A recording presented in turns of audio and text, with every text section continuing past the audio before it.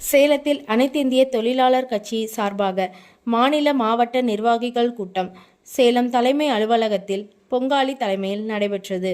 இதில் மாவட்ட நிர்வாகிகள் சுமார் 50க்கும் மேற்பட்டோர் கலந்து கொண்டனர். அனைத்து இந்திய தொழிலாளர் கட்சியின் மாநில மாவட்ட பொறுப்பாளர் கூட்டம் நடைபெற்றது.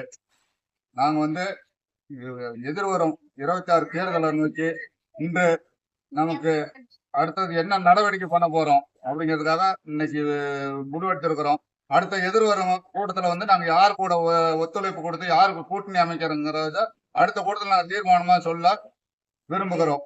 நன்றி, வணக்கம். நான் பொதுச் செயலாளர், தேசிய பொதுச் செயலாளர், அனைத்து இந்திய தொழிலாளர் கட்சி. இந்திய தொழிலாளர் கட்சியினுடைய அனைத்து இந்திய தொழிலாளர் கட்சியினுடைய மாநில மாவட்ட பொறுப்பாளருடைய கூட்டம் என்று நடைபெற்றது. இதில் அடுத்து வரும் காலங்களில் இந்த கட்சியை எப்படி முன்னெடுத்து செல்வது என்று நாம் இங்கே சிந்திக்கப்பட்டது.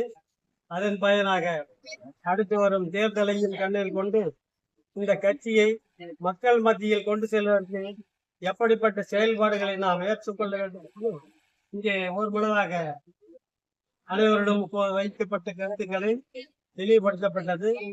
எதிர்வரும் காலத்தில் இந்த கட்சி ஒரு நாடு தடி வேலைகளை கொண்டு செல்வதற்கு நாம் முயற்சி எடுக்கிறோம். இது அரசியல் கட்சியாக இந்திய தேர்தல் ஆணையத்தில் பதிவு பெற்ற ஒரு அரசியல் கட்சி. இது அங்கீகாரம் பெற்ற கட்சி. இந்த கட்சியை வலுப்படுத்துவதற்கு மாவட்ட தலைவர்கள்லாம் கூப்பிட்டு இன்றைக்கு அவர்களுக்கு அறிவுரைகள் கொள்ளப்பட்டு நல்ல ஒரு தீர்வு ஏற்படுத்தப்பட்டிருக்கிறது. அதன் பயனாக எதிர்வரும் காலத்தை மிக சிறப்பாக நாம் வழிநடத்துவோம் என்று முடிவெடுத்திருக்கிறோம். அதிலும் இந்த கட்சியினுடைய செயல்பாடு இந்த தொழிலாளர்களை முன்னிறுத்தி நடைபெறுகிற காரணத்தினால் அந்த கட்டுமான தொழிலாளர்கள் மற்றும் அமைப்பு சாரா தொழிலாளர்களுடைய நலத்திட்டங்களுக்காக இந்த அரசாங்கத்திலும் இருக்கிற நிகழ்வுகளை சரிப்படுத்த வேண்டும். அந்த சரிவுகளை சரி செய்ய வேண்டும்.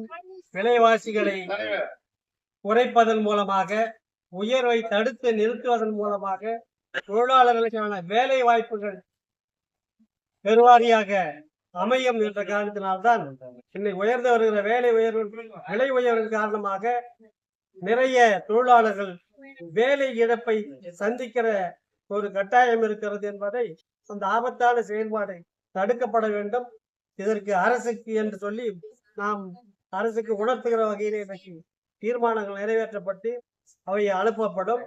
அதே போன்று இன்றைக்கு நலவாரியம், தொழிலாளர்கள் நலவாரியத்தில் ஏறக்குறைய 8-9 கோடிகள் பணம் இருக்கிறது.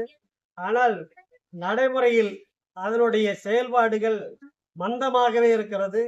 வழங்குவதில் பணப்பயன்கள் வழங்குவதில் சுணக்கம் இருக்கிறது. அதற்காக அவர்கள் பெறுவதற்குரிய கட்டுப்பாடுகள் அதிகமாக போடப்பட்டு அவர்கள் வாங்கவே முடியாது என்ற சூழ்நிலையில் தள்ளப்படுகிற நிகழ்வெல்லாம் இருக்கிற அவையெல்லாவற்றையும் இந்த அரசாங்கம் பரிசீலித்து அதை சுலபமாக்கி அந்த தொழிலாளர்களுக்கு கிடைக்கின்ற வழிவகை ஏற்படுத்திக் கொள்ள வேண்டும். அவர்களுக்காக கொடுக்கப்படுகிற பென்ஷன் தொகை மிகப்பெரிய தொகை இருக்கிறது. அதிலிருந்து இப்பொழுது கொடுத்த 5000 ரூபாயாவது அந்த உழைத்து ஓய்ந்து போன அந்த தொழிலாளியின் குடும்பத்திற்கு குறைந்தபட்சம் 5000 மாதத்திற்கு பென்ஷன் வழங்கினால்தான் அந்த குடும்பத்தை வழிநடத்த முடியும் என்கிற நிலை இன்றைக்கு உயர்ந்து வருகிற விலைவாசிகள் இருக்கிறது. அதையும் அரசு பரிசீலித்து உயர்த்தி கொடுக்கிறது. இந்த தொகையெல்லாம் கொடுப்பதற்கு இந்த அரசாங்கம் தன்னுடைய வருவாய் நிதியில் இருந்து கொடுக்கப்பட போவது இல்லை. தன்னிச்சையாக இந்த நலவாரியத்திற்கு ஏர்ந்திருக்கிற அந்த பணத்திலிருந்து கொடுப்பதற்கு தயக்கம் காட்ட வேண்டிய அவசியம் இல்லை என்பதை இந்த அரசுக்கு நாம் நினைவுபடுத்திக் கொள்ள விரும்புகிறோம். ஆகவே இந்த கடுமையான உழைப்பாளிகளாக இருக்கிற அவர்களுக்கு கிடைக்கிற நிதி ஆதாரத்தை எளிமையாக மாற்றி அதிலும் அவருடைய வாழ்வாதாரத்திற்கு உதவுகின்ற வகையில் அவர்கள் அந்த தொகையை நிர்ணயித்து கொடுக்க வேண்டும் என்பது எங்களுடைய பிரதான கோரிக்கையாக நாங்கள் வைத்திருக்கிறோம்.